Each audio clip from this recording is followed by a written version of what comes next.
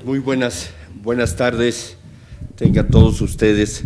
Realmente es un gusto estar este mediodía aquí con todos ustedes en el marco de la Feria Internacional del Libro de Antropología e Historia. Agradezco a los organizadores, sobre todo a la licenciada Adriana Koncevic y a su equipo de trabajo, que nos haya hecho el favor de invitarnos a esta mesa. Y bueno, pues para nosotros es muy interesante y muy importante reunirnos en esta mesa con entrañables amigos y colegas, y también yo diría con cómplices, porque de alguna manera hemos sido cómplices. Esta mesa se está adelantando a lo que serían los 25 años de Zacatecas, declarada como Patrimonio Cultural de la Humanidad. Como la mayor parte de ustedes saben, que lograr la declaratoria dentro de la UNESCO de un sitio como Patrimonio Mundial, que a eso seguramente se referirá tanto José Francisco Román Gutiérrez como el historiador Manuel González, tiene elementos de carácter excepcional que le hacen y le dan una singularidad. Sin lugar a dudas, la ciudad de Zacatecas es una de las ciudades más bellas de nuestro país, y quienes somos zacatecanos verdaderamente no solamente queremos que se conserve y se preserve, sino que le tenemos un gran amor a esta tierra. Un gran amor a esta tierra que, como decía el bardo jerezano, tiene un cielo cruel y una tierra colorada. Lograr la declaratoria, por supuesto que es un logro, por supuesto que es un mérito y un reconocimiento, como ya lo decía, a la singularidad de la ciudad, producto del esfuerzo y del trabajo de muchísimas generaciones. Pero yo sí quisiera aquí hacer un reconocimiento a don Federico Sescós, que realmente trabajó de manera incansable e infatigable durante muchos años para conservar y preservar el gran acervo monumental de la ciudad de Zacatecas. Tuvo la gran visión y el gran tino, político, y sobre todo la gran sensibilidad de convencer a las autoridades municipales y estatales para la conservación de este patrimonio. También tuvo la gran sensibilidad de convencer a los particulares para que conservaran este patrimonio. Y a quien no los lograba convencer, pues llegaba con el bastón y les pegaba, ¿verdad? Y entonces les daba sus bastonazos y tenían que convencer de este asunto. Pero ahora, ya que tenemos la declaratoria de Patrimonio Cultural de la Humanidad, significa, por supuesto, un reto. Y significa un reto en el contexto actual de las sociedades. Las sociedades son entidades vivas, son entidades que siguen creciendo, no son una pieza de museo que se le pueda poner un capelo y protegerla y donde no pase más nada. La ciudad, como lo señalo, es un ente vivo, y yo creo que ese es el gran reto que tienen las ciudades declaradas Patrimonio Cultural de la Humanidad. No solamente Zacatecas, sino todas las ciudades que están declaradas Patrimonio Cultural de la Humanidad de nuestro país, que como ustedes saben son 11 ciudades las que tenemos declaradas. Pero yo creo que de esto hablarán los compañeros que me hacen el honor de acompañarme. Está con nosotros el licenciado Manuel González Ramírez, cronista de la ciudad de Zacatecas y en este momento presidente de la Federación de los Cronistas de nuestro país, ACE, que por cierto el próximo lunes hago aquí una invitación y aprovecho la oportunidad, se firmará un convenio de colaboración con el Instituto Nacional de Antropología e Historia a las 19 horas, ahí en el Alcázar del Castillo de Chapultepec. Nos acompaña también el arquitecto Héctor Castanedo Quirarte, el arquitecto Héctor Castanedo Quirarte se ha desempeñado en diferentes administraciones como secretario de Obras Públicas y por supuesto nos dará su impresión y el trabajo que ha venido desarrollando durante todo este tiempo. El doctor José Francisco Román Gutiérrez, gran amigo y además exdirector del Centro INA Zacatecas, y ha trabajado también, historiador, ha trabajado también incansablemente por la conservación del patrimonio cultural y ahora director del Centro de Categoría 2 de la UNESCO en Zacatecas. Y el maestro Carlos Augusto Torres Pérez, quien también tiene una gran trayectoria en trabajar en la conservación y preservación de la ciudad de Zacatecas y ahora está al frente del Centro INA Zacatecas. Yo le quisiera rogar al maestro Manuel González Ramírez si fuera tan amable en hacernos algunos comentarios sobre la historia de esta ciudad, que nos parece a nosotros que es fascinante, y un poco pues nos narre algunas vivencias de esta cultura, que no solamente es una cultura patrimonial o monumental, sino que también es una cultura viva. Muchas gracias al Instituto Nacional de Antropología e Historia por recibir a Bolivia y a Zacatecas como país y estado invitado respectivamente. Y es un gusto para nosotros desde este auditorio que lleva el nombre de un gran cronista de la época de la Nueva España, Sagún, realizar esta mesa redonda para conmemorar con todos ustedes, con todo México y más allá de las fronteras de nuestro país, 25 años de esa gran conquista, de haber obtenido el título de Patrimonio Cultural de la Humanidad de la UNESCO. Además de don Federico Sescos Leyen, yo creo que hay que recordar nombres como Raúl Toledo Farías, que fue quien integró el expediente y estuvo en Cartagena de Indias, Colombia, hace 25 años, cuando se decidió la inscripción en ese lugar de Zacatecas en la lista del Patrimonio Mundial, de don Eugenio del Hoyo Cabrera, de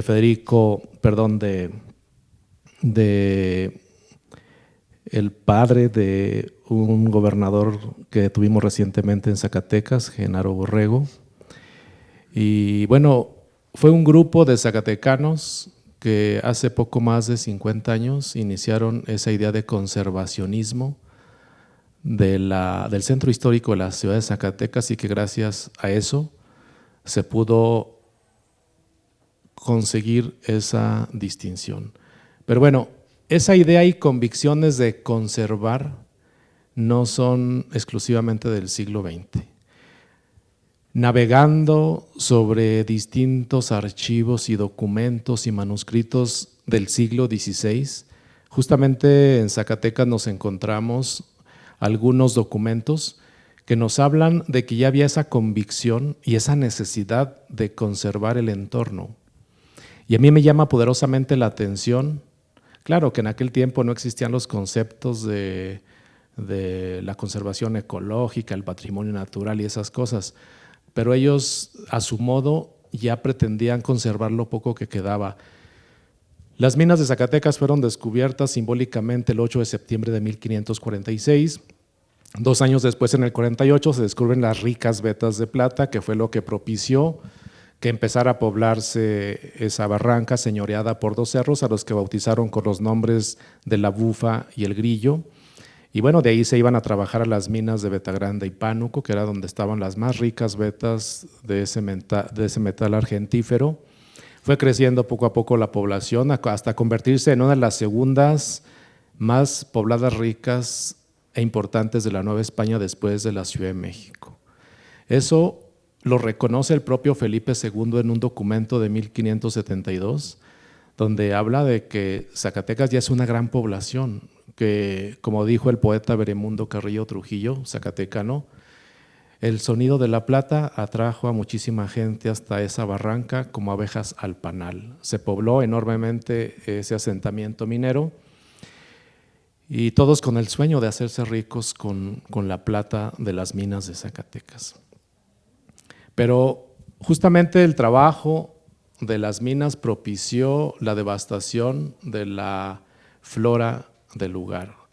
Era una zona, según crónicas de finales del 16, principios del 17, con mucha fauna, mucha flora, y lo que el trabajo de las minas fue haciendo necesaria la madera de muchos árboles que fueron desapareciendo poco a poco del paisaje de esa barranca. A tal grado que en 1575 la Diputación de Minas de Zacatecas, antecedente de lo que hoy es el Ayuntamiento de Zacatecas, acordó que había que frenar esa tala inmoderada que se estaba gestando y que cada vez había que ir más lejos a traer la leña y la raja importantes, no solo para el trabajo de la minería, sino también para cuestiones domésticas como preparar y hornear el pan, para cocinar, etcétera. Entonces es cuando se crea una figura interesante que es el alguacil del campo, cargo que recae en Martín Pérez, que él va a ser el encargado de cuidar que no se siga abusando y se siga devastando lo que hoy entendemos como patrimonio natural. Entonces, es un referente interesante. Y de aquí salto a otro que tiene que ver con otro patrimonio, donde está sustentada nuestra memoria histórica. Baltasar Temiño de Bañuelos, que es uno de los 4 personajes que aparecen en el escudo de armas de Zacatecas, como uno de los principales pobladores y mineros de esta región, en una de las actas de Cabildo, él consigna que deben conservarse y guardarse bajo 3 llaves las reales provisiones que llegan de España, los acuerdos del Cabildo, y qué bueno que él tomó esa decisión de conservar esos documentos, que si bien en aquella época eran importantes para la toma de decisiones del naciente Cabildo de Zacatecas, que por cierto se estableció en enero de 1587. Entonces, gracias a él, hoy Zacatecas puede decir que tiene su primer libro de actas de Cabildo, que arranca en 1557 a 1585, que dicho sea de paso, es más bien el libro de actas de la Diputación de Minas de Zacatecas, pero todo el mundo lo conoce como el primer libro de actas de Cabildo. Entonces, gracias a personajes y sobre todo visionarios como él, se ha conservado ese patrimonio, a diferencia de otras ciudades importantes del país que no pueden decir que tienen sus primeros libros de Cabildo, que por diversas circunstancias y descuido se fue perdiendo ese patrimonio documental donde está sustentada la historia de las ciudades y sus regiones. Y gracias a esa conservación, hoy podemos conocer cómo inició y cómo fue desarrollándose y creciendo Zacatecas, que tuvo altibajos en el siglo XVII por las crisis económicas, la piratería que hubo también en aquel tiempo, piratería de la de veras, no como la de ahora que encontramos en Tepito.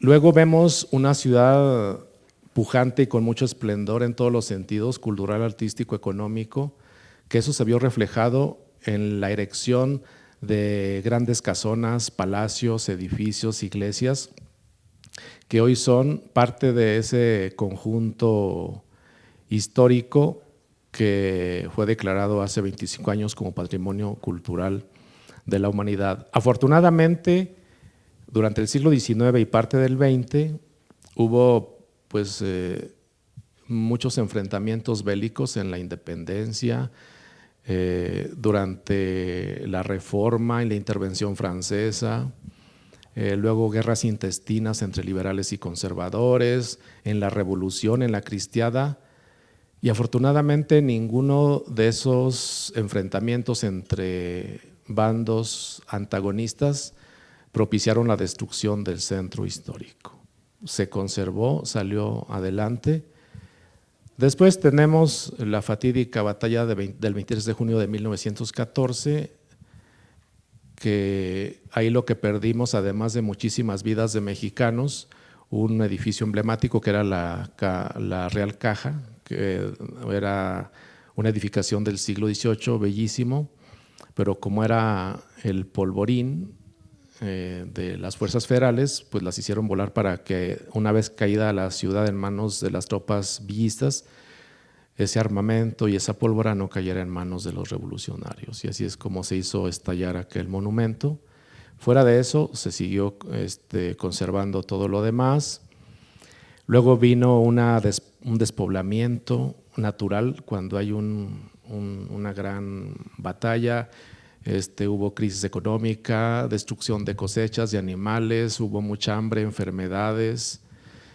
Y eso hizo que Zacatecas cayera en un letargo. Y quizás gracias a eso se conservó el casco antiguo de la ciudad, que después, gracias a personajes que mencionamos hace un momento, se conservó, se defendió y también se reguló. Es cuando aparece la Ley Estatal de Monumentos y Zonas Típicas del Estado de Zacatecas, que es lo que ha hecho posible que se mantenga ese patrimonio monumental edificado, herencia de todas esas generaciones que han habitado en Zacatecas desde el siglo XVI hasta el siglo XX.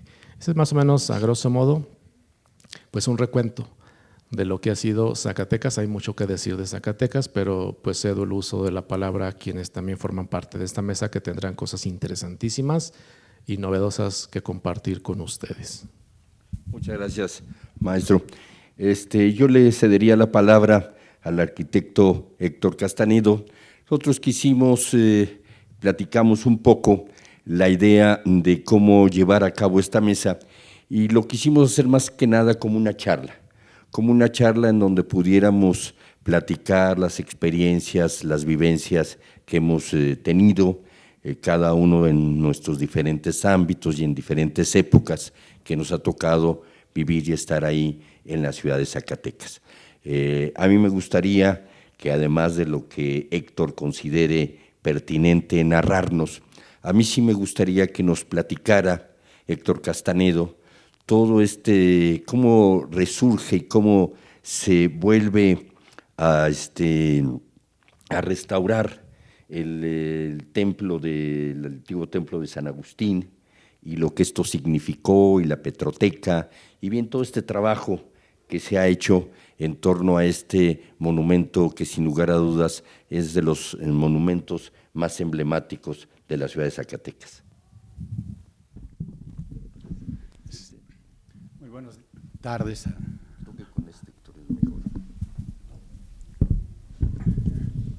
Muy buenas tardes a todos. Es un placer compartir esta mesa con mis amigos, colegas, para hablar de Zacatecas, que, como decía el licenciado Muñoz, es nuestra pasión. Yo quisiera comentarles que aproximadamente hace 38 años inicié yo este trabajo en Zacatecas a invitación del gobernador entonces, el licenciado José Guadalupe Cervantes Corona, quien me invitó a formar parte de su gabinete en la entonces Dirección General de Planeación y Desarrollo Urbano, que posteriormente se convertiría en la Secretaría de Obras Públicas. Es un interesante trabajo a lo largo de muchos años, pero quiero comenzar con lo que decía nuestro amigo Manuel González al respecto de Federico Sescós. Hacia 1950, y después de este abandono de la ciudad, que desgraciadamente por este letargo se conservó, él inicia lo que para mí es el renacimiento de Zacatecas. Él, con poco apoyo, pero con todo el corazón y las ganas del mundo, comienza con poca gente, se va sumando más y más y más personas para este rescate. Ahí me toca integrarme en 1980 a este grupo de personas que trabajamos en ese rescate. Hay muchas anécdotas al respecto. Los gobernadores han tenido sus propias visiones y creo que desde los 50 en algo han cooperado los gobernadores, no con una visión integral. Creo que la visión integral inicia en el 80 con este gobernador que mencionaba, en donde él comienza ya a vislumbrar una ciudad cultural con un enfoque turístico-cultural. inician obras importantes en el centro histórico de Zacatecas. Para esos tiempos, todas las actividades económicas de Zacatecas, de la ciudad de Zacatecas, se desarrollaban en el centro. El centro era pues un hervidero de diferentes actividades. Para esos tiempos se consolida la unificación de la ciudad de Zacatecas con Guadalupe. Se convierte en una conurbación. Estos servicios que estaban apiñados en el centro comienzan a salir, a ubicarse en diferentes lugares de esta conurbación, y el reto es que no se despoblara el centro de la ciudad. Se comienza un trabajo interesante en torno al mercado. González Ortega del centro de la ciudad de Zacatecas, en todo su entorno. Se construye la plazuela Francisco Goitia, que aunque es muy reciente, en la actualidad las nuevas generaciones no conciben al centro de la ciudad de Zacatecas sin esta plazuela, siendo que esta plazuela pues, era una calle de servicio para el propio mercado. Sí, era el abasto y salida de basura de este mercado. Se comienza con todo este trabajo, con esta visión, no simplemente en Zacatecas, sino en todo el estado, en donde hay una intervención interesante, porque la gran mayoría de las presidencias municipales del estado eran monumentos históricos. Entonces hay una rehabilitación, restauración y rescate de estos edificios. En Zacatecas la presidencia municipal se encontraba ubicada en lo que es ahora el Centro Municipal de Cultura, frente a la Plaza Independencia, y en una descentralización se hace un edificio provisional para la presidencia municipal en la salida a Fresnillo, con la visión de que esta presidencia se ubicara posteriormente en el antiguo edificio del Hospital Civil que nunca se terminó, frente a un costado de la Bufa y en las faldas del Cerro del Grillo. Aquí esto había sido la zona militar y la idea había sido sacar a esta zona militar para mandarla a Tlaltenango. Desgraciadamente en esa administración no se consolidó el traslado, se terminó un poco después y entonces la vocación cambió, pero por una vocación magnífica en donde se hizo el Centro Cultural inicialmente y ahora se encuentra alojado el Instituto Zacatecano de Cultura Ramón López Velarde. Son de estas acciones que se empiezan a consolidar. Con esta visión de cultura se inician los trabajos de rescate del antiguo convento de Santo Domingo para instalar ahí el segundo gran museo del centro de la ciudad de Zacatecas, que fue el Universo de Pedro Coronel. Esta fue una negociación importante con Pedro Coronel para que donara este importantísimo acervo para que se conservara en Zacatecas. A la par se viene un proyecto polémico que está a espaldas de San Agustín. El último solar que tenía el centro histórico de Zacatecas era este solar en donde se había originalmente establecido una vecindad, que era la vecindad de San Agustín. Como suele suceder, fue un sabadazo el que hizo el propietario y demolió esta interesante vecindad histórica y quedó este solar abandonado. Era una pensión en el centro de Zacatecas y cuando entra el gobernador dice, están juntos los poderes judicial y los diputados. Entonces, esto ya por cuestión constitucional no puede seguir siendo así. Necesitamos hacer un nuevo edificio para la Cámara de Diputados. Entonces se pensó en este solar, con un proyecto interesante en donde, claro, lo funcional, pues nosotros los arquitectos lo podíamos resolver sin ningún problema, pero se venía el de la imagen. ¿Qué iba a representar este edificio? Hubo muchos proyectos en donde eran contemporáneos en su imagen. Creíamos que era lo adecuado. Sin embargo, hablando de Federico Sescós, él dice, no, yo me voy a encargar de la imagen de este edificio. Él traía la idea de lo que había pasado con la Unión Ganadera, la Unión Regional Ganadera, que se había trasladado de Valparaíso una antigua portada de la antigua hacienda. Entonces, que le valió críticas, pero también reconocimientos, porque a fin de cuentas se había preservado una portada. Entonces, aquí era, ¿qué vamos a hacer? Él estuvo platicando mucho, fue también un asesor importante el arquitecto Luis Ortiz Macedo, y en donde llegaron a la conclusión que había que hacer un museo al aire libre, recreando la antigua portada de la Real Caja o Palacio Federal, que fue volado en la toma de Zacatecas en 1914 y al cual ya Manuel Rodríguez González se hizo referencia. Entonces, ahí se reprodujo esa fachada. Está también la polémica de si es un historicismo o es realmente algo didáctico. Yo quiero verlo como algo didáctico. Hay una placa ahí fuera en donde se dice que es una portada reproducción de aquella y que se construyó en 1985. A su vez, Pedro Coronel, en ese edificio ya emblemático para Zacatecas, hizo un vitral muy importante porque fue la última obra, fue la obra póstuma de Pedro Coronel. Se encuentra en la sala principal de la Cámara de Diputados. Él llamó a ese proyecto Vida. Sin embargo, para él fue la última obra de la misma. Aquí comentarles que se organizó un equipo de trabajo con don Federico para intentar rescatar la antigua portada del Templo de San Agustín.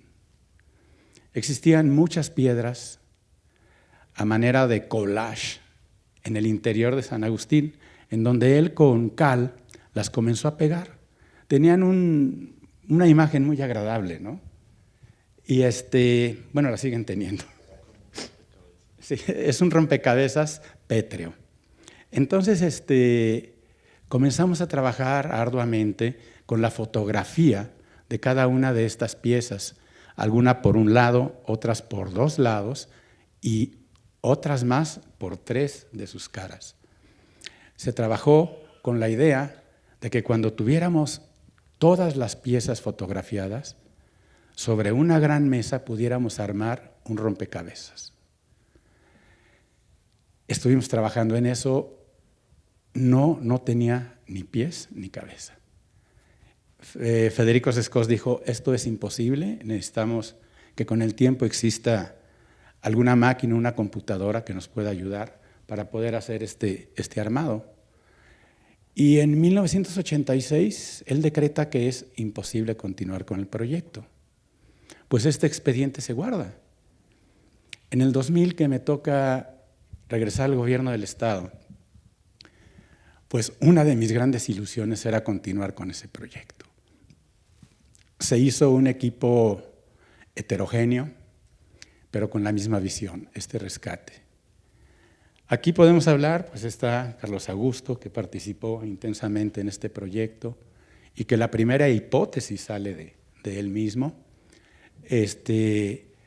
Fotógrafos, fotogrametría, historiadores, etcétera, académicos universitarios, y se comienza a trabajar en ello. Peter Jiménez, que muchos de ustedes conocen, fue parte también importante para este trabajo, y comenzamos a hacerlo. Quiero decirles que Carlos Augusto, sobre el antiguo dibujo grabado que se encontró en París y que don Federico conservó, Carlos hizo un minucioso estudio de cada pieza para poder identificar cómo podía haber sido esta portada. Quedó ya esta primera hipótesis. No sabíamos quién había sido el constructor y por una coincidencia, también buscando en los registros, en los archivos, nos dimos cuenta de un acta penal, judicial, para Andrés Manuel de la Riva. Andrés Manuel de la Riva fue el constructor de la Valenciana en Guanajuato. Entonces comenzamos a comparar ambas edificaciones y coincidían en cuanto a la concepción de la misma. Esto nos acercó muchísimo para poder tener una idea más clara de lo que pudo haber sido este proyecto. Seguimos y se integra al equipo Víctor Hugo Ramírez, que iba a estar presente también en esta mesa, pero por cuestiones personales no nos acompaña. Y él, con el atrevimiento y con toda la información, hace ya una muy cercana hipótesis a lo que en realidad fue este antiguo portada principal de San Agustín. Después estuvimos ahí intentando ver cómo podríamos reproducirlo. Las piedras que teníamos era imposible. Nosotros contamos que aproximadamente teníamos 300 piedras guardadas de la manera en que señalé y otras pocas en San Francisco, porque San Francisco durante mucho tiempo fue el tiradero de basura de la ciudad de Zacatecas. Entonces vimos que era imposible querer mover las piedras a su sitio. Además, sabíamos que de esas piedras existían también las que formaron parte de la antigua torre de la iglesia. Entonces, pues verdaderamente era imposible. Entonces comenzamos a pensar primero en una restauración virtual, de la misma, en donde en un principio pensamos en hacer un esgrafiado sobre la portada limpia que tiene aún San Agustín. Fue una de las opciones. Pensamos en que podía haber sido en metal, en bronce. Pensamos en que podía haber sido pintada a mano. En Zacatecas hay un ejemplo interesante de esto de la pintura a mano en la antigua capilla de la hacienda de Bernardes, y en donde uno de los artistas de mediados del siglo pasado hizo. Entonces pensábamos que esa podía ser un buen ensayo para iniciar con esta restauración. Nos seguimos metiendo y por esos días nos dimos cuenta de que tanto en París como en Bilbao se hicieron 2 restauraciones virtuales proyecciones sobre las fachadas y cómo distorsionaban las mismas. Entonces dijimos, vamos haciendo lo mismo. No encontramos a nadie en México que nos pudiera ayudar con esa tecnología. Dándole vueltas encontramos quien nos contactara con los técnicos del Cirque du Soleil en Montreal, Canadá. Entonces fuimos con ellos, estuvimos trabajando durante más de un año y logramos hacer la restauración virtual con la tecnología canadiense de la época. Para el 2008, en una de las reuniones previas a la instalación de la oficina regional de la UNESCO en Zacatecas, en donde todos los participantes de Centroamérica, del Caribe y los representantes de UNESCO en Europa, estuvimos presentes en la inauguración del mismo. Fue un evento verdaderamente emocionante y en donde cada 8 días esta restauración virtual se exhibía sobre este muro blanco de San Agustín. Yo no sé si en la actualidad sigue proyectándose. Entonces, sin embargo, creo que valdría la pena con esta nueva administración gubernamental interceder por ello. Ciertamente que la tecnología de hace 10 años dista mucho de la tecnología que en la actualidad se puede tener para esta proyección. Entonces creemos que este es un proyecto que más que polémico fue difícil. Hay un proyecto polémico con el cual quiero terminar, porque creo que ya me pasé de mi tiempo, que es, y es donde hablaba Pepe de la complicidad. Es el retablo de la Catedral de Zacatecas. Se quería hacer un retablo del cual no se tenía ningún conocimiento de lo que pudo haber habido anteriormente. Se tenían fotografías de diversas formas de exhibir, porque era eso, de exhibir el presbiterio, que estuvo cambiando casi a capricho de cada obispo. Quizás lo más interesante es una pintura sobre lienzo de Pastrana, quien fue el primer director del Museo de Guadalupe a principios del siglo XX. Entonces se tomaron muchísimas opiniones, pláticas, gritos, sombrerazos, pleitos porque en el interior de la iglesia en Zacatecas se tenía ya un proyecto que se quería hacer copiando un retablo interior de una antigua iglesia en Salamanca, que coincidía en todo, hasta en proporciones. Y lo salomónico de las columnas que están en el exterior se tenía también para el interior. Entonces aquí fue donde con Pepe pues quedamos de que eso no se debía hacer. Hubiera sido muy sencillo. Hay fabricantes de retablos todavía en Guadalajara que lo podían haber hecho de una manera pues muy sencilla. Sin embargo, con opiniones a través del licenciado Muñoz, sobre todo en el instituto, dentro del instituto, se llegó a la conclusión de que se tenía que hacer un retablo siglo XXI. Para esto se lanza un proyecto en donde se invita a 15 artistas plásticos de México, aceptan 9 y finalmente uno es el ganador. El ganador es el artista plástico Javier Marín y quien realizó este retablo, mismo que a la fecha es polémico. Es polémico por mucha gente en Zacatecas, sin embargo, ha tenido también las mejores críticas a este retablo. Entonces, esta complicidad que tuvimos tiene un fruto importante que va a ser para la posteridad.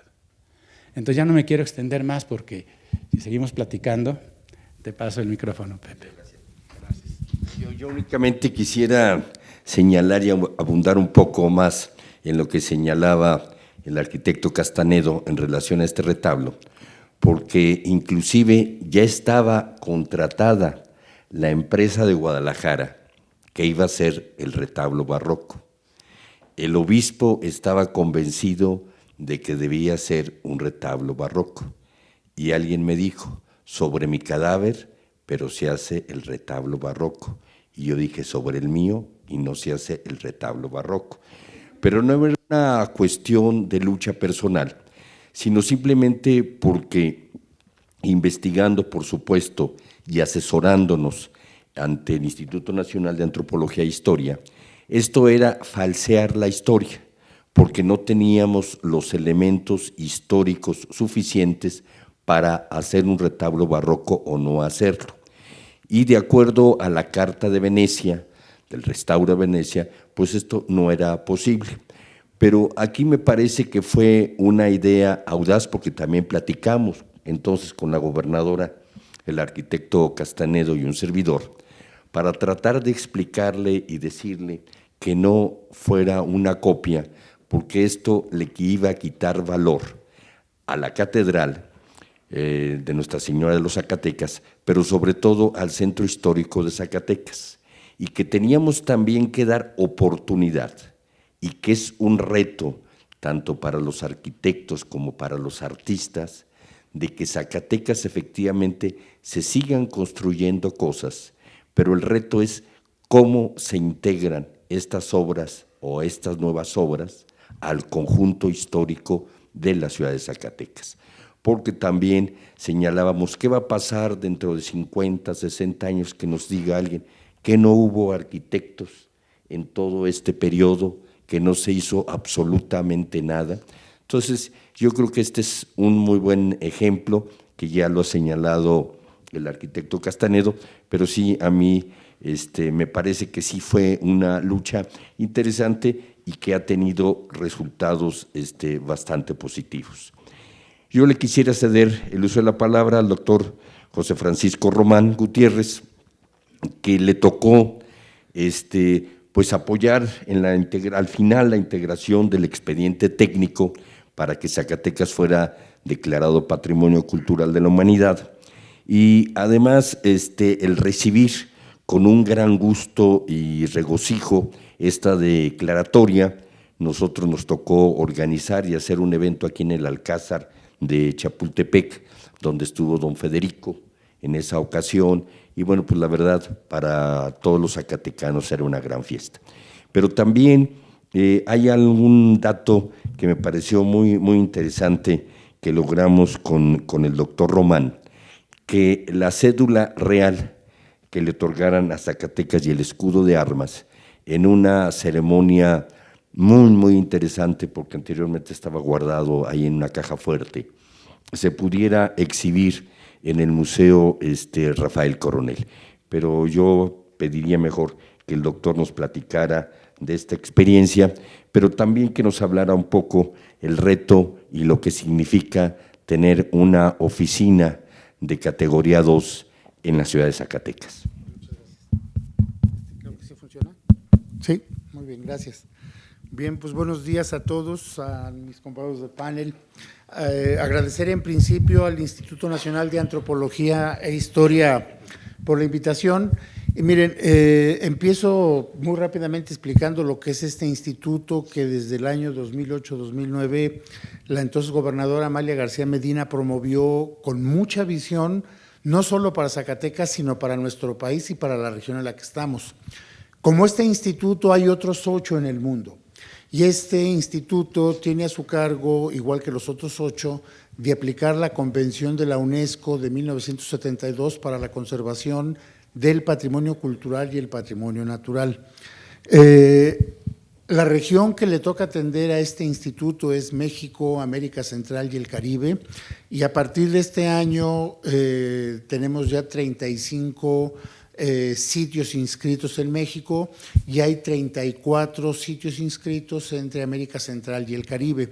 Como todos sabemos, el último fue el Valle de Tehuacán, Cuicatlán, como hábitat originario de Mesoamérica, y al finalizar de mi participación comentaré por qué es tan altamente significativa esta inscripción en torno a lo que es la cultura mexicana. Bien, dicho esto, pues efectivamente fue en el año 1993 cuando se otorgó el reconocimiento a la ciudad de Zacatecas como Patrimonio Mundial y vale la pena que recordemos los 2 criterios por los que la UNESCO decidió hacer este reconocimiento en función de lo que son las directrices que la UNESCO tiene para que un bien sea reconocido por su valor universal excepcional. Son 2 criterios, el criterio 2 que textualmente dice: para inscribir un bien se necesita que este bien permita atestiguar un intercambio de valores humanos considerable durante un periodo concreto o en un área cultural del mundo, determinada en los ámbitos de la arquitectura o la tecnología, las artes monumentales, la planificación urbana o la creación de paisajes. Ese es el criterio 2. Y el siguiente criterio, el 4, que es también el otro elemento que sirvió para reconocer ese valor universal excepcional, señala ser un ejemplo eminentemente representativo de un tipo de construcción o de conjunto arquitectónico o tecnológico o de paisaje que ilustre uno o varios periodos significativos de la historia humana. Esos dos criterios están aplicados en muchas otras ciudades, en muchos otros sitios, en muchos otros puntos del planeta para este reconocimiento del valor universal excepcional. Pero en el caso de Zacatecas, la singularidad que tienen, a diferencia de cualquier otro punto, es que en esta ciudad ese intercambio de valores que se observa de manera centenaria, esa construcción de paisajes, esa implementación de procesos tecnológicos, nos muestran cómo en una tierra tan lejana al mar, en realidad es uno de los grandes enclaves en donde vamos a encontrar la presencia de toda la cultura occidental, de una gran parte de la cultura oriental, gracias a esa construcción que conocemos con el nombre de el Camino Real de Tierra Adentro, en donde Zacatecas fue el motor, el alma y el gran impulsor de todo este proceso. Como ya describió muy bien el cronista Manuel González, 1546 se descubren las minas, 1548 empieza el proceso de trabajo en estas minas, 1550 son el segundo punto más poblado de todo el mundo novohispano y hacia 1598, con Juan de Oñate fundando el Reino de Nuevo México, se establece el primer gran hito en el norte de México, en lo que conocemos con el nombre de Camino Real de Tierra Adentro. 1606, 1608 y todo el siglo XVII nos muestran ya el cierre de ese Camino Real de Tierra Adentro hasta el pueblo de Taos y las misiones de San Juan o San Gabriel de los Caballeros, y en torno a este camino, lo más rico de todo lo que es la cultura material europea y lo más sofisticado de esa cultura material de China, Japón y de Filipinas está llegando hasta estas tierras del norte a través de este camino que en las minas de Zacatecas encuentra el alma y el motor económico para mantener ese dinamismo que va a ser característico del mundo novohispano y también empiezan a tener en Zacatecas ya como un gran referente. Quizás recordemos algunos el nombre del jesuita Mateo Ricci cuando está haciendo un mapa en 1606 donde está mostrando al emperador en Japón, ni más ni menos, los dos grandes puntos más importantes del Imperio Español, que son las minas del Potosí y las minas de Zacatecas por su producción de plata. Y eso es poner justamente en la mira de ese mundo globalizado a principios del siglo XVII, pues un lugar tan impresionante como la ciudad de Zacatecas, que efectivamente está en construcción, que tenemos una gran visión de esta ciudad en su tipología y en su volumetría con los mapas que se hicieron hacia 1732, el que se hace a final del siglo nos muestra ya distintos procesos de construcción en donde se ha consolidado lo que va a ser inscrito como patrimonio mundial en el siglo XX y que impresionante por como lo mencionó el licenciado Muñoz Bonilla, necesitamos pensar como pueblo, como cultura, cuáles obras son las que van a distinguir a nuestro presente para un legado dentro de los próximos 50 o 100 años, porque el día de hoy, salvo muy pocas excepciones, nuestro patrimonio cultural desde el punto de vista de la perspectiva de la Convención del 72, o son zonas arqueológicas, o son centros históricos, o son monumentos que son construidos hasta el siglo XIX. Digo, con las muy honrosas excepciones y bellísimas excepciones que conocemos con el patrimonio moderno. En este ámbito vale la pena pensar que Zacatecas tiene ya una definición, no solo por esa condición material que su arquitectura le dio ya desde el siglo XVIII. Y miren, hay una descripción que en 1732 hizo un clérigo, José Rivera Bernardes, en donde habla de la ciudad de Zacatecas con la arquitectura que en ese momento dejó reflejada en ese mapa, y son dos parrafitos y se los voy a leer. Zacatecas es, cuando no corte de la Nueva Galicia, la primera y mayor de sus ciudades plantadas en la medianía de la tierra adentro.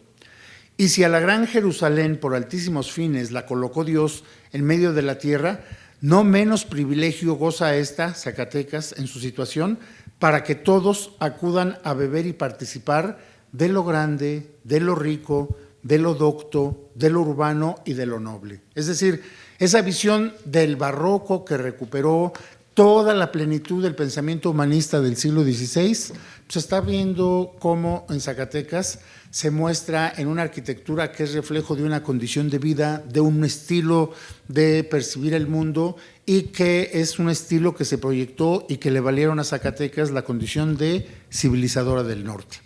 Justamente en esa dimensión es como bien lo han comentado ya quienes me han antecedido, el pensar en Zacatecas como un espacio vivo, y no solo en Zacatecas, cualquier espacio cultural en donde ese aspecto material esté vigente, pues obviamente está sustentado porque hay tradiciones asociadas en el orden de la cultura inmaterial, como es la gastronomía, como es las cosmovisiones, la música, sus artesanías, sus tradiciones populares, y aquí efectivamente lo que tenemos no es una especie de idolatría de la piedra, no. Es un espacio en donde la asociación de la identidad y la memoria mantienen precisamente la vida activa, cálida, afectiva de esos espacios construidos así y que tienen ese reconocimiento universal.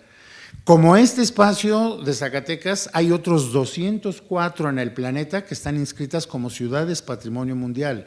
Y ese privilegio que tenemos en esta misma ciudad en la que nos encontramos junto con Xochimilco, o Oaxaca, o Guanajuato, o Querétaro, o Morelia, y otras más, incluidas Zacatecas, por supuesto, pues nos deben de hacer pensar que la capacidad que ha tenido nuestro país, y hay que decirlo con todas sus letras, gracias al Instituto Nacional de Antropología e Historia, de conducir estos procesos, han hecho que nuestro país el día de hoy sea la sexta potencia mundial, si se pudiera usar esa expresión, en inscripciones en torno al patrimonio mundial.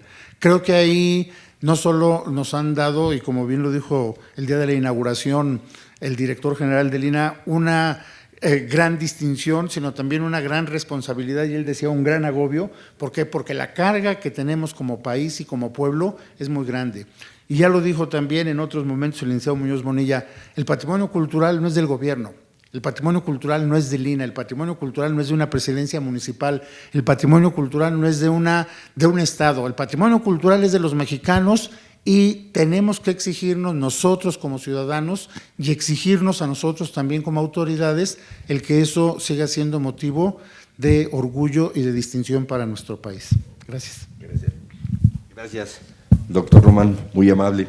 Ahorita que señalaba el doctor Román que Zacatecas se encontraba en el centro de nuestro país, que se encuentra en el centro de nuestro país y tan lejos de la costa, me vino a la memoria aquel verso que Ramón López Velarde señala en Hermana, hazme llorar, que dice: hermana, tú conoces el mar, dicen que es menos grande y menos hondo que el pesar, porque seguramente a todos los zacatecanos nos quedaba muy lejos el mar y era como un referente. Bueno, pero pasando a otro tema, yo le quisiera pedir al arquitecto Carlos Augusto Torres que nos platicara ahora cuál es el gran reto que enfrenta Zacatecas.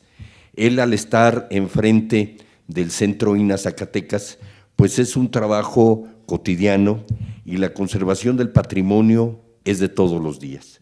Es un reto que tienen que asumir no solamente él, sino los compañeros del Centro INAH Zacatecas, ahí están con nosotros todos los días. Yo les decía a la licenciada Irene que si traía en su bolsa los sellos para detener las obras, y al arquitecto Elías y Amalia que si habían dejado ahí alguna gente que cuidara Zacatecas, porque están los tres aquí.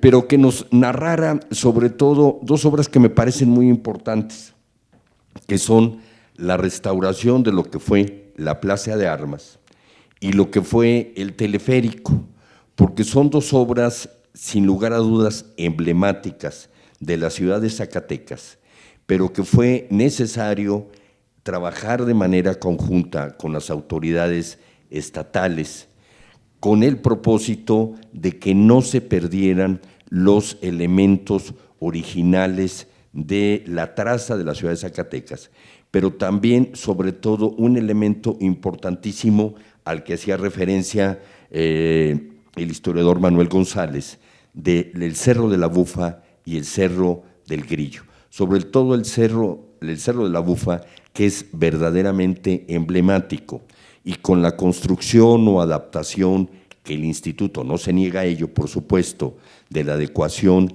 del teleférico, cómo sí lograr que se puedan hacer estos trabajos de adecuación de acuerdo a las necesidades de la población y al crecimiento del turismo, pero sin que afecten los valores patrimoniales característicos de la ciudad. Sí. Con todo gusto, muchas gracias y muy buenas tardes. Un gusto compartir con mis amigos, además gente que admiro y respeto muchísimo, y como ya se ha dicho, pues con los que me ha tocado compartir una serie de proyectos que han marcado mi carrera profesional, siempre dedicada al cuidado del patrimonio cultural del estado de Zacatecas. Celebro además que estemos aquí reunidos, que en el marco de esta importante Feria Internacional de Libro de Antropología e Historia se haya abierto este espacio para hablar sobre el Centro Histórico de Zacatecas en el marco del 25 aniversario de su inscripción como Patrimonio Cultural de la Humanidad, ya que considero que siempre los aniversarios son un estímulo a la memoria y una muy buena oportunidad para el análisis y la reflexión. Se ha mencionado mucho la distinción, como bien lo comentaba el maestro Manuel González, que representa para Zacatecas y para cualquier bien inscrito en la lista del Patrimonio Mundial recibir este nombramiento, una inscripción más que un nombramiento por parte de la propia UNESCO, pero como bien lo comentó el doctor Román, pues más que la distinción es una gran responsabilidad y un gran compromiso, tanto para las autoridades como para la sociedad en general, el poder llevar a cabo acciones encaminadas a la conservación de estos valores, de estas características de valor universal excepcional que precisamente la UNESCO reconoce en estos sitios. Como bien lo comenta el licenciado Muñoz y como ya el arquitecto Castanedo nos habló muy ampliamente, en Zacatecas ha sido un reto el tema de la conservación del patrimonio cultural durante prácticamente las 3 últimas décadas del siglo pasado, lo que llevamos de este siglo, sin las cuales sin que la acción de cada una de las personas que me acompañan en este panel hubieran hecho, no se pudiera entender hasta la fecha. El maestro Manuel González comentaba algo muy importante, realmente la conciencia de identidad y la conciencia de la importancia de la conservación del patrimonio en Zacatecas puede remontarse incluso hasta más de 150 años con la gran labor que desde entonces realizara Francisco García Salinas, después con la labor que hizo durante el gobierno de Porfirio Díaz, otro zacatecano reconocido, fresnillense, Genaro García, que incluso fue quien sentó las bases para la existencia de este museo en el que nos encontramos el día de hoy. La gran labor de Manuel Pastrana al frente del Museo de Guadalupe y también como primer inspector local y honorario de antigüedades del estado de Zacatecas, como ya se habló, la gran labor de don Federico Sescos hacia mediados del siglo pasado, pero también hacia finales del siglo pasado y principios de pues ha habido una gran labor de conservación que permiten que al día de hoy Zacatecas siga siendo una de las más recias ciudades virreinales de nuestro país y sin duda alguna una de las mejores conservadas. Pero esto implica un trabajo cotidiano por parte de las instituciones, que pues tenemos la responsabilidad de que estos valores se sigan preservando. Es muy importante mencionar que uno de los grandes retos hacia el futuro es, pudiéramos decir, el complementar este marco legal de protección en Zacatecas. Zacatecas es el único centro histórico de los 11 que mencionaba el doctor Román que están inscritos en la lista de Patrimonio Mundial de nuestro país, que no cuenta con una declaratoria federal. Zacatecas tiene pendiente la declaratoria de zona de monumentos federales, entonces creo que uno de los retos hacia el futuro tendría que ser el complementar este proceso para que pronto nuestro centro histórico pudiera contar con este instrumento legal que diera certidumbre y que de alguna manera viniera a complementar pues una serie de instrumentos jurídicos con los que ya cuenta, ¿no? Esto lo comento como antecedente porque realmente el no contar con este instrumento complica de repente el actuar del instituto. Tenemos que buscar este fundamento legal para poder actuar en materia de protección de nuestra ciudad, al no contar con un polígono declarado. Sin embargo, la ley nos faculta plenamente para que una vez que se demuestre la temporalidad del edificio se pueda considerar como monumento histórico por determinación de ley y con ello ir protegiendo tanto los monumentos, pero sobre todo la fisonomía de nuestra ciudad. Creo que es una prioridad o debe ser una prioridad la conservación de la fisonomía de nuestra ciudad, la traza urbana de nuestra ciudad, el perfil urbano de nuestra ciudad, que finalmente es lo que se considera en los criterios que ya nos mencionó el doctor Romano, lo que la UNESCO reconoció a través de estos dos criterios de integridad y de autenticidad como de valor universal excepcional. Estos dos proyectos que comenta el licenciado Muñoz, tanto la regeneración del teleférico como la regeneración de nuestra plaza de armas, precisamente tienen que ver mucho con este tema. Un proyecto, me referiría primero al del teleférico. Zacatecas fue el primer centro histórico en el país en contar con un teleférico construido hacia finales de los años 70, 1978, entre el 76 y 78, si mal no recuerdo, en donde, bueno, con un muy visionario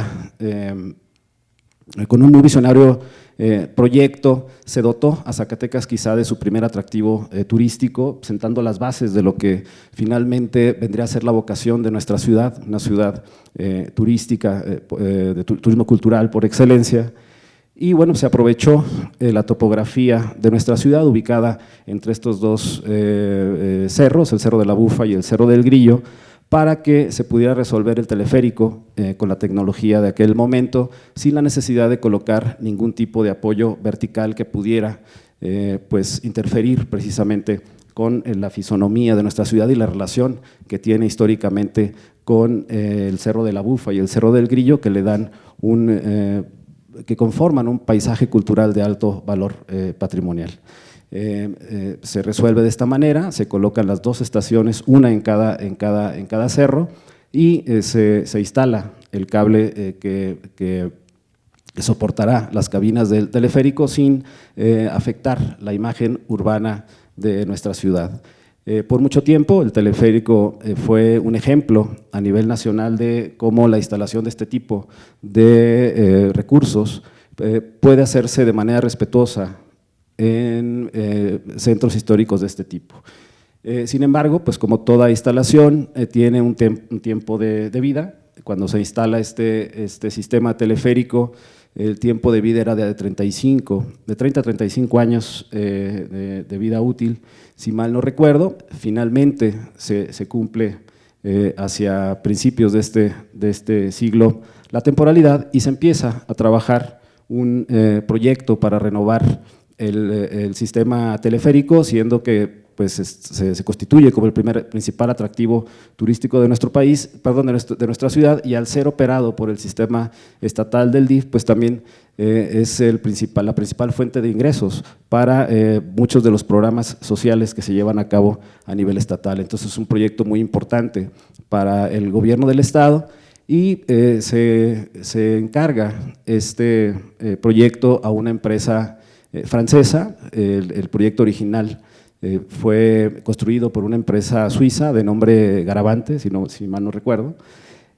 pero por alguna cuestión económica se decide cambiar de empresa y esta empresa francesa decide cambiar el sistema original del teleférico. El sistema original era pues simplemente un sistema de vaivén de las dos cabinas sobre el mismo cable, pero por la alta demanda que tiene el teleférico en la actualidad se decide cambiar este sistema e implementar un sistema como de carrusel, es decir, colocar más cabinas y que las cabinas fueran rotando como si fuera un carrusel. Esto pues obviamente demanda una serie de instalaciones que vienen a modificar las condiciones originales del teleférico y hace necesario que se coloquen pues columnas de una altura bastante considerable, que modifican el concepto original del teleférico. Es decir, un proyecto que originalmente había respetado esta condición histórica de nuestra ciudad, de la relación del centro histórico de Zacatecas con su entorno natural, pues venía a ser afectado ahora por un proyecto para modernizar el sistema teleférico. Comenté antes de mi intervención el tema de la falta de una declaratoria de zona de monumentos, porque precisamente aquí nos encontramos como instituto con el primer problema, al no tener un polígono de limitación de un centro histórico y obviamente al no encontrarse este sistema teleférico dentro de un monumento histórico o colindando a un monumento histórico, pues tuvimos que preparar una argumentación considerando precisamente los criterios de integridad y autenticidad que la UNESCO reconoció en la ciudad de Zacatecas para declararla o inscribirla en la lista de patrimonio mundial. Obviamente el instituto, como sucede regularmente, se entera ya muy avanzado de este proyecto, no se solicita la autorización del INAH para el proyecto. Y cuando el instituto recibe la documentación, pues el teleférico ya no nada más había sido contratado, ya había sido fabricado en Francia, ya había sido trasladado a México y prácticamente todo el equipo se encontraba ya en Veracruz, esperando para ser transportado a la ciudad de Zacatecas, ¿no? Aquí es donde entra pues una gran labor de gestión por parte del personal del Centro INAH Zacatecas, una gran labor para fundamentar la competencia del instituto y poder regular esta intervención que sin lugar a dudas iba a venir a afectar drásticamente con la imagen tradicional de nuestra ciudad. Finalmente encontramos los argumentos en la propia inscripción de nuestro centro histórico en la lista del patrimonio mundial y pues se inició una ardua labor de gestión, de convencimiento ante las autoridades estatales para que este proyecto fuera redireccionado y que evitáramos que esta instalación pudiera poner en riesgo las características tradicionales de nuestra ciudad. Afortunadamente encontramos respuesta en el gobierno del estado. Hubo la necesidad de que la empresa francesa replanteara la ubicación del proyecto, se tuvo que girar el eje del teleférico aproximadamente 2 grados para poder salvar la parte de las faldas de la bufa y encontrar un lugar propicio para poder reubicar la cabina y eliminar esta columna de casi 30 metros de altura que de no haber sido posible, de no haber hecho este trabajo, ahorita formaría parte del entorno inmediato al centro histórico. Son esos trabajos que no se ven, que mucha gente o la ciudadanía de repente no ve, pero que es el trabajo que cotidianamente tenemos que hacer para la protección de nuestro centro histórico. Finalmente se logró el objetivo y el teleférico se inaugura, si mal no recuerdo, a principios, en el primer trimestre de este año, antes del periodo de vacaciones de Semana Santa, con lo cual, pues de alguna manera se logró cumplir con ambos objetivos, ¿no? El objetivo del gobierno del estado de modernizar y de actualizar el sistema teleférico para darle una vigencia de otros 40 años, pero también el objetivo de que esta actualización no afectara las condiciones originales de nuestra ciudad. El otro proyecto que tiene que ver con la regeneración de nuestra plaza principal, de la Plaza de Armas, también pues un proyecto ampliamente analizado, ampliamente discutido con las autoridades estatales. Nuestra plaza principal, al igual que toda nuestra ciudad, podemos presumir, conserva prácticamente íntegras las características de escala y de conformación arquitectónica desde su origen. Ha sufrido, como todas las plazas y como todos los espacios públicos, durante su tiempo de vida, una serie de adaptaciones dependiendo de las necesidades y de las características sociales y culturales de las diversas épocas.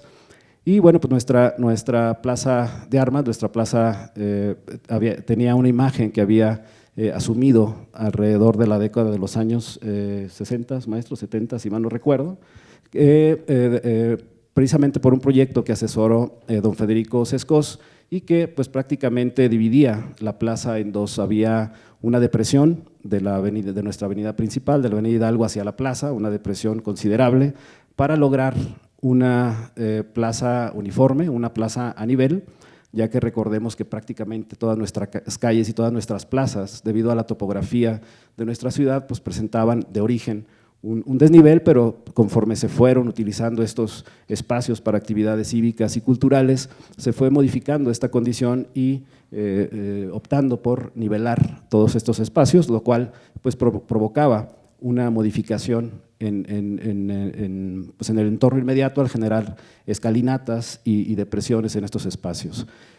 Tenía una parte jardinada con una fuente hacia el fondo de la plaza para dividir un espacio público de recreación con un espacio eminentemente cívico. Sin embargo, como todo cumple su momento, la plaza hacia principios de este siglo ya presentaba pues condiciones de conservación deplorables, era un espacio poco utilizado precisamente por estas condiciones de depresión, por la poca accesibilidad que tenía para el público en general, recibía poco mantenimiento y entonces bueno, pues generaba una imagen en detrimento de la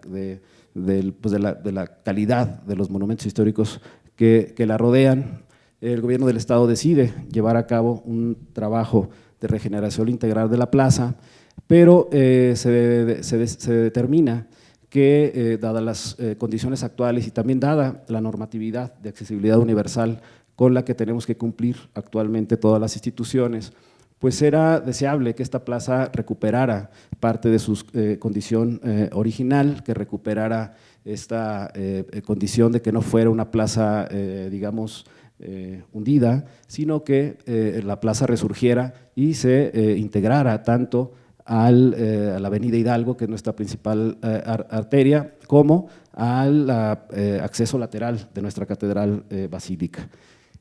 Con ello, pues el objetivo, además de dar accesibilidad a la plaza, de dignificarla, pues era recuperar la escala original de la plaza. Nuestra plaza es desde el siglo XVIII, como les comentaba, pues conserva estas características de la plaza española. Prácticamente los inmuebles que la conforman siguen siendo los mismos, no han sufrido modificaciones, digamos, en sus proporciones originales. Ya me parece que este era un valor patrimonial que era digno de rescatar y era digno de que resurgiera. Obviamente estos valores patrimoniales se perdieron cuando se hizo, no los valores patrimoniales, la escala y estas condiciones originales de los edificios se perdieron cuando se llevó a cabo la intervención hacia mediados del siglo XX y era una gran oportunidad para que esto se recuperara. Afortunadamente y tras varias reuniones, tanto en la ciudad de Zacatecas como en la Coordinación Nacional de Centro SINA, con el licenciado Muñoz, en la Dirección de Patrimonio Mundial, con el doctor Francisco López, en la Coordinación Nacional de Monumentos Históricos, pues se llega al acuerdo de un proyecto en donde pues, se cumplían los objetivos del gobierno del estado. Para ellos era muy importante el uso de la plaza como el principal foro cultural de la ciudad, pero también para nosotros como instituto era muy importante que este proyecto no nada más no alterara los valores patrimoniales de la plaza, sino que recuperara parte de los valores originales. Finalmente se llega a este acuerdo, la obra de la plaza se lleva a cabo y ahora podemos decir que tenemos una plaza que además de que recupera su dignidad, recupera la dignidad de los inmuebles que la rodean, que la conforman, y además es una plaza que poco a poco ha sido ya ha ido apropiándose por parte de la sociedad. Creemos que ese es el termómetro para medir el éxito de una obra en un espacio público. Cuando la gente se apropia de este espacio público, creemos que es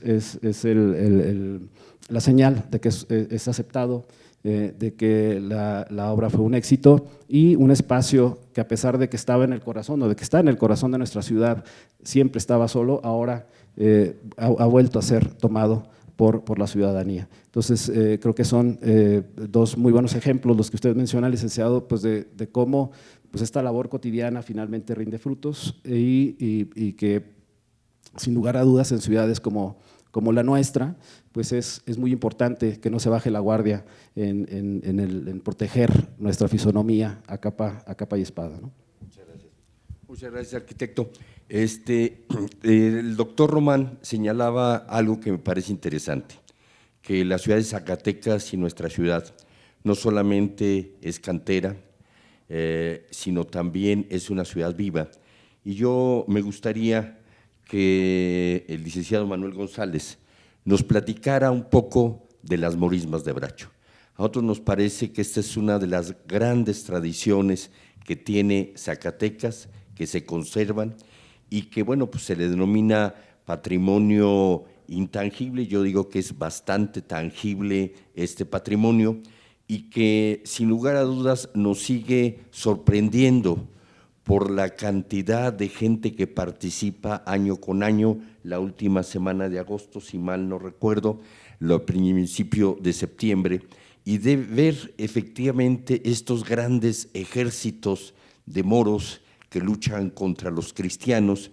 Pero hace unos días que yo estuve por allá, sin lugar a dudas me sigue sorprendiendo cómo esta tradición se transmite de padres a hijos y cómo sigue siendo un elemento vivo y vibrante en la sociedad zacatecana. Pero pues a mí me gustaría que el licenciado Manuel González nos platicara un poco cómo llega a nuestra ciudad esta tradición y cómo se conserva esta misma tradición. Muchas gracias. Pues es un pequeño universo, pero seremos muy concisos en el tema de la morisma de Bracho, que de hecho no es una fiesta exclusiva hablando de fiestas de moros y cristianos, no es exclusiva o privativa de la ciudad de Zacatecas, sino de muchas poblaciones del centro de lo que hoy es el estado de Zacatecas, donde echó hondas raíces esta tradición. Y bueno, en 2010 tuve la oportunidad de participar en un congreso, el primero y único que se ha hecho a nivel mundial de fiestas de moros y cristianos en Ontinyent, en Valencia, España, y me invitaron porque sabían que había la morisma de Bracho de Zacatecas. Eso me hizo interesarme en el tema, que antes lo veía muy periférico o abuelo de pájaro esto, pero eso me hizo acercarme mucho más y profundizar, incluso iniciar una investigación que está en proceso. Todavía hay muchísimos que saber y conocer de esta fiesta, pero también el haber ido allá y conocer cómo hacen ellos sus fiestas nos ayudó a entender un poco más este fenómeno antropológico y cultural y tradicional. Y bueno, los resultados que tenemos hasta el momento nos reflejan que quizás pudo haber sido una fiesta en evolución o evidencias que tienen que ver con esta fiesta de moros y cristianos. Aquí en México, hacia 1529, se hace una fiesta por parte de Hernán Cortés de fiestas de moros y cristianos, juegos de cañas, mejor dicho, que eran enfrentamientos, eran simulacros de enfrentamientos entre dos bandos antagonistas, moros y cristianos. Así se solemnizó el aniversario de la caída de México Tenochtitlan. Y fue una tradición que se fue expandiendo. Zacatecas no estuvo a la saga. A finales del siglo XVI, en las solemnidades del 8 de septiembre, celebrando el descubrimiento de las minas de Zacatecas, que fue un día como ese, pero de 1546, empieza a enraizarse ya en la idea de los juegos de cañas. Juegos de cañas porque en esos simulacros de batalla se utilizaban cañas o lanzas o espadas de madera, luchas de cuerpo a cuerpo y algunas de ellas con personajes montados a caballo. En documentos del Archivo Histórico del Estado para el siglo XVIII y principios del XIX encontramos ya no juegos de cañas, sino las corridas de moros. Así como había corridas de toros por las calles de Zacatecas, tipo las fiestas de San Fermín, que de hecho por eso sí se llamaban corridas de toros, porque se corrían por las principales calles que luego llegaban a una plaza y ahí pues se divertían con los toros. Y había también pues las corridas de moros donde perseguían a los moros por las calles de Zacatecas. A principios del siglo XVIII y principios del XIX hay documentos que hablan de eso, pero sobre todo para manifestar que las autoridades civiles prohíben esas manifestaciones por el verdadero desorden que provocaban, alterando la paz pública y provocando el escándalo por las calles. Entonces, por esa razón se prohibieron esas corridas de moros en Zacatecas, en Fresnillo, y hablan de esos ridículos trajes de moros con colores chillantes y demás. Como que alguien le tenía aversión a todo eso y por eso se prohíben. Y ya para 1824 tenemos la fundación de una hermandad de San Juan Bautista que 12 años después se convierte con la autorización del Obispado de Guadalajara, donde pertenecía a Zacatecas eclesiásticamente hablando, y ahí se autoriza que esa hermandad se convierta en Cofradía de San Juan Bautista, que es la que hoy en día es la encargada de organizar las fiestas de moros y cristianos, la Morisma de Bracho de Zacatecas. ¿Por qué Morisma? Se entiende, ¿no? Fiestas de moros y cristianos. ¿Por qué de Bracho? Porque se realizan en las lomas de Bracho, ubicadas al norte de la ciudad de Zacatecas, en terrenos que pertenecieron en el siglo XVIII a don Domingo Tagle y Bracho, y que fue ahí donde se erige entonces, a principios del siglo XVIII, una ermita, donde ahí se va a aposentar como patrono titular de la ermita, y es hoy el patrono titular de la devoción de la Cofradía de San Juan Bautista, y en torno a este santo es al que le hacen esta fiesta. Pero ahí es donde hay un parteaguas interesante. Eso de los juegos de cañas, eso de las corridas de moros nos hablan de una fiesta eminentemente popular, no religiosa. Pero ya cuando ellos quieren revitalizar esa tradición, las autoridades civiles les dicen sí, ahora que ya eran cofradía, ¿va? Sí, les damos permiso de que sigan haciendo sus fiestas de moros y cristianos, pero ahora debe llevar un toque devocional, es decir, a una cuestión religiosa para evitar que hubiera tanto desorden, ¿verdad? Para tener un poco más de control. Y es así como a esos enfrentamientos simulados de los juegos de cañas, a esas corretizas que le ponían los moros por las calles de Zacatecas, se convierten ahora en una fiesta que tenía una sede que, según documentos, en el siglo XIX, el primer escenario de esta fiesta fueron las lomas, la falda frontal del Cerro de la Bufa, por donde está el templo de San José de la Montaña, que decía las lomas de los moros o del Moro, y eran poca gente la que participaba, eran primero 20, 30, después fueron 300, se fue multiplicando y eso hizo que luego buscaran un nuevo espacio para estas escenificaciones, donde se cuentan 3 historias que se fueron incorporando con el paso del tiempo para darle cuerpo a la fiesta de 4 días y que son a finales de agosto en el marco del martirio de San Juan Bautista, que es el 29. Entonces las fiestas siempre se hacen en un fin de semana, el último de agosto, jueves, viernes, sábado y domingo. Y son 3 historias las que se cuentan y con esto termino. El primer día se hace la escenificación o la representación de un coloquio de la degollación o últimos días de vida o la muerte de San Juan Bautista. Nos remontamos a una historia que tuvo lugar hace casi 2000 años. Luego se intercalan 2 historias entre el viernes, sábado y domingo por capítulos, por entregas distribuidas en distintos horarios de otras 2 historias. Una que pertenece a la última parte de la Edad Media Europea, que es esa historia de Carlomagno y los 12 pares de Francia. Entonces ahí vemos atuendos medievales. Y también se representa la batalla de Lepanto, que por cierto fue naval, pero aquí se representa en tierra firme, de 1571. Son las 3 historias que cobran vida con personajes que se visten con los atuendos propios de cada una de estas 3 épocas. y son 4 días de actividades. Decíamos, si en un principio eran decenas las que participaban, luego centenas a finales del siglo XIX, hoy en día se cuentan, sin exagerarles, porque hay quienes exageran las cifras, yo platicando con la gente que participa, es un promedio de más o menos 14 o 15 mil actores en escena. Y no hace mucho fuimos a España porque sabíamos que hay una fiesta allá donde participa gente en la fiesta por el orden de los 10,000, que es Alcoy, en Alicante. Y dijimos, vamos a ver quién tiene más, si ellos o nosotros.